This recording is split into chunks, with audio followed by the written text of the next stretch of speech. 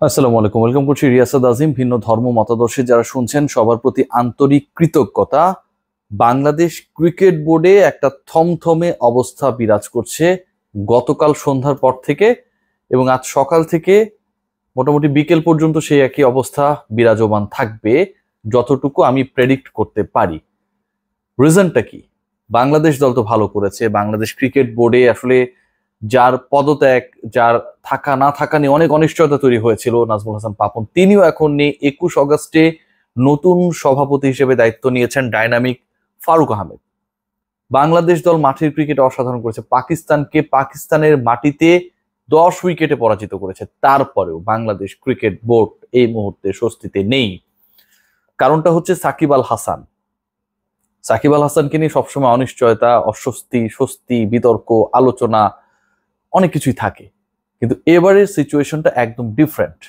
সাকিব আল হাসান বাংলাদেশ দলে পরের টেস্টে থাকবেন কি থাকবেন না সেই ডিসিশনটা আসবে আর মাত্র কিছুক্ষণ পর। ক্রিকেট বোর্ডে কিছুক্ষণের মধ্যে কর্মকর্তারা এসে তারা একটা রুদ্ধদ্বার বৈঠক করবেন। যতটুকু আমি জেনেছি আজই সেই ডিসিশন মেক হয়ে যাবে, অফিসিয়ালি অ্যানাউন্সমেন্টও হবে। এবং এমন একটা অবস্থায় রয়েছে ক্রিকেট বোর্ড যে সাকিবকে শেষ পর্যন্ত তারা পরের ম্যাচে দলে রাখবে কিনা সেই ব্যাপার নিয়ে এখন পর্যন্ত they are not in a proper decision. কয়েকটা কারণে যে সিচুয়েশনটা তৈরি হয়েছে, এটা আমার কাছে মনে হচ্ছে যে অনেকটা ক্রিকেটার এবং ক্রিকেট বোর্ডকে মুখোমুখি করে দিতে পারে। আমি অফিসিয়াল কিছু স্টেটমেন্ট আপনাদের সাথে শেয়ার করতে চাই। আমার নিজের কথা বলার থেকে আমার কাছে মনে হয় দলে যারা রয়েছে, যারা সাকিবের সতীর্থ, যারা সাকিবের ডিসিশন কি হতে পারে সেটার সাথে সম্পৃক্ত কোনো না কোনো ভাবে হবেন, সেই মানুষগুলো কারা? একজন definitely captain, Bangladesh captain Najmul Hossain Shanto, এবং নাজমুল হোসেন শান্তর প্রতি আমার একটা আলাদা রেসপেক্ট কাজ করে। যখন বৈষম্য বিরোধী ছাত্র আন্দোলন হচ্ছিল ঠিক ওই সময়টায় নাজমুল শান্ত, তিনি ওয়ান অফ দ্য, কি বলবো, যে ফরমোস্ট, যিনি আসলে এই আন্দোলনের পক্ষে অন্তত সোশ্যাল প্ল্যাটফর্মে সরব ছিলেন।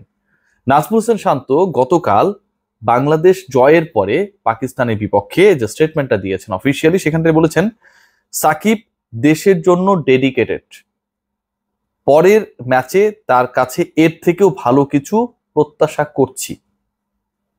সাকিব আল হাসান দেশের জন্য dedicated, point to be noted. দেশের জন্য সাকিব আল হাসান যখন খেলেন তিনি ডেডিকেটেড, ক্যাপ্টেন বলছেন। এবং পরের ম্যাচে, সবশেষ ম্যাচে রাওয়ালপিন্ডি টেস্টে বাংলাদেশ যা করেছে তার থেকেও স্পেশাল কিছু captain expecting from Shakib Al Hasan. আমার কাছে মনে হয় এটা অনেক বড় একটা স্টেটমেন্ট। তার মানে captain himself he is wanting, he is keen to see Shakib Al Hasan in the side in the next test as well.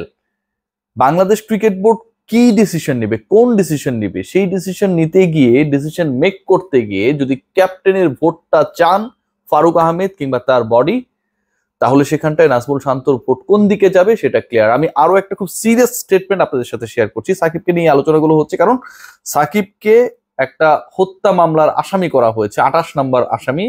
প্রায় 156-57 জনের নামে সেই মামলাটা হয়েছে, এবং সাকিব আল হাসান 28 নম্বর আসামি। বাংলাদেশের অনেকেই আসলে এটা কোনোভাবেই বিশ্বাস করেন না যে সাকিবের অনেক ধরনের লুপহোলস থাকতে পারে, কিন্তু সাকিব আল হাসান হত্যা মামলার জন্য নির্দেশ দেবেন, মদত দেবেন, বুদ্ধি দেবেন, অর্থ দেবেন, উস্কানি দিবেন, এটা ভাই বাংলাদেশের ম্যাক্সিমাম মানুষ ট্রাস্ট করে না। আমিও ট্রাস্ট করি না।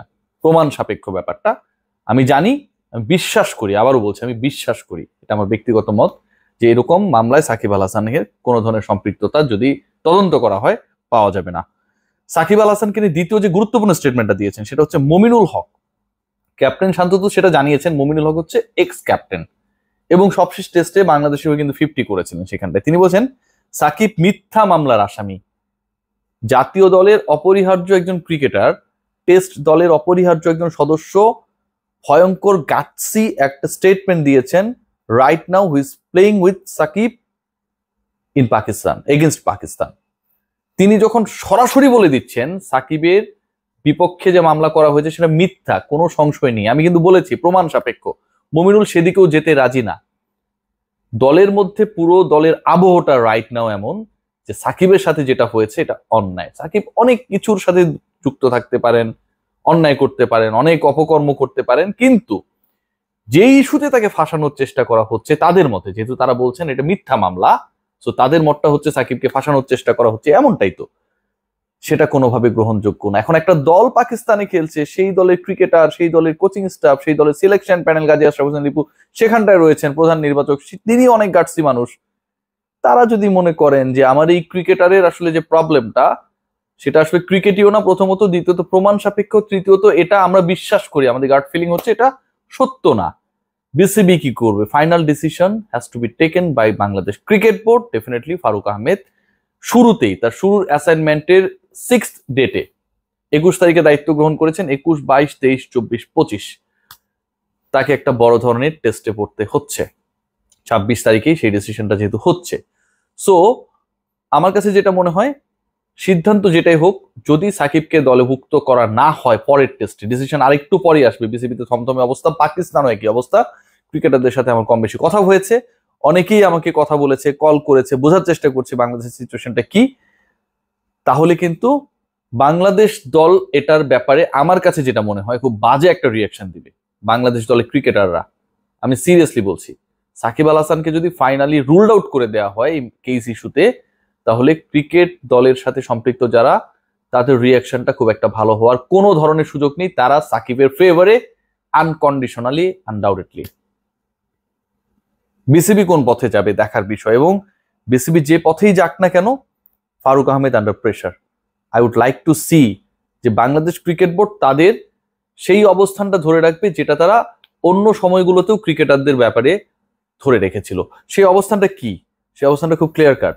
সেই অবস্থানটা হচ্ছে, বিসিবি, আপনি যদি খেয়াল করে দেখেন, রুবেল হোসেনের কেস ছিল, আলামিন হোসেনের কেস ছিল, অনেকগুলো কেস কিন্তু বাংলাদেশ ক্রিকেট বোর্ডে ক্রিকেটাররা ফেস করেছে। সো ওই কেসেসগুলোতে ক্রিকেট বোর্ড এমপ্লয়ি এবং এমপ্লয়ার সম্পর্কের যেই জায়গাটা, যেই চুক্তি, যেই আপনার কি বলবো, যেই হচ্ছে পারস্পরিক আন্ডারস্ট্যান্ডিং, সেই জায়গা থেকে একটা ব্যাপারে কিন্তু ক্রিকেট বোর্ডের রোলটা ছিল খুব পরিষ্কার। তারা আইনি ব্যাপারটাতে তাদের যিনি এমপ্লয়ি হিসেবে কাজ করেছেন সেই ক্রিকেটারের ফেভারে ছিলেন, আইনি সহায়তা দিয়েছেন। সাকিব আল হাসানও আইনের মার প্যাচে পড়েছেন। ক্রিকেট বোর্ডকে উকিল নোটিশ সার্ভ করা হয়েছে, এখনো ক্রিকেট বোর্ড সেটা পেয়েছে কিনা এটাও এখন পর্যন্ত আমরা ক্লিয়ার না, অফিসিয়াল আমরা কোনো স্টেটমেন্ট পাই নাই।